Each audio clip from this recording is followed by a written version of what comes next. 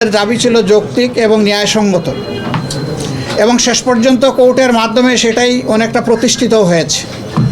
কিন্তু তার মধ্যে অনেক নিদারুণ ঘটনা ঘটে গেছে। শত শত জীবন আমাদের থেকে হারিয়ে গিয়েছে, অসংখ্য মানুষ আহত হয়েছে, হয়তো তাদেরকে আজীবন পঙ্গুত্ব বরণ করতে হবে। হারিয়ে যাওয়া মানুষগুলোকে তাদের আপনজন প্রিয়জনের কাছে ফিরিয়ে দেওয়ার শক্তি আমাদের কারণেই।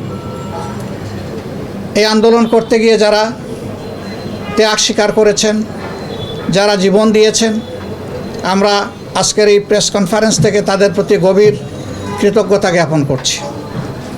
মহান রবের দরবারে দোয়া করি আল্লাহ তাআলা যেন তাদেরকে শহীদ হিসাবে কবুল করুক।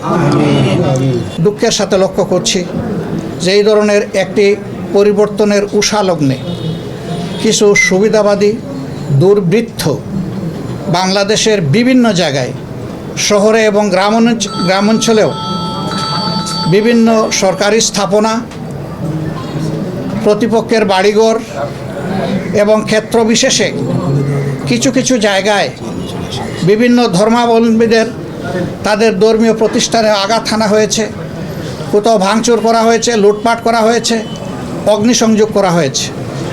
এই কাজগুলা যাদের অন্তরে বিবেক আছে, মানবতা আছে, তারা এগুলা করতে পারে না। এই জন্য যে দুর্বৃত্তরা এই কাজ করেছে, আমরা তাদের ব্যাপারে আমাদের সংগঠনের পক্ষ থেকে ইতিমধ্যেই দফায় দফায় কঠোর নিন্দা জ্ঞাপন করেছি। আজকেও আবার আমি করছি। ডক্টর ইউনূসের ব্যাপারে ছাত্ররা ওনাকে প্রধান উপদেষ্টা হিসেবে ঘোষণা করেছে। ছাত্ররা করতেই পারে, কারণ এই আন্দোলনটা তাদের চেষ্টার ফসল। তাদেরকে আমরা সম্মান করি, তাদেরকে আমরা অত্যন্ত গভীর শ্রদ্ধার সাথে আমরা ধারণ করি এবং যদি সত্যিকার অর্থে জাতি একটা সুস্থ রাস্তায় উঠে, তাহলে এটা হবে তাদের ত্যাগের ফসল। এই জন্য তারা হবেন জাতীয় বীর আমাদের কাছে। তাদের এই অধিকার আছে এই ধরনের কিছু বলার, কিন্তু আমাদের সাথে এই ধরনের কোনো কনসেনসাস নিয়ে বলতে হবে এটা তাদের দায়িত্ব নয়। আমরা শুধু রাষ্ট্রপতিকে অনুরোধ করেছি তিনি যেন তাদেরকেও শুনেন। তিনি কথা দিয়েছেন তাদের শুনবেন। এখন তারা কি শোনাবেন এবং রাষ্ট্রপতি কি শুনবেন এটা একটা বিষয়। আর স্টেক হোল্ডারে অনেকগুলা দল আছে, সিভিল সোসাইটি আছে, রাষ্ট্রপতি তাদেরও কথা শুনবেন বলে আমাদেরকে বলেছেন।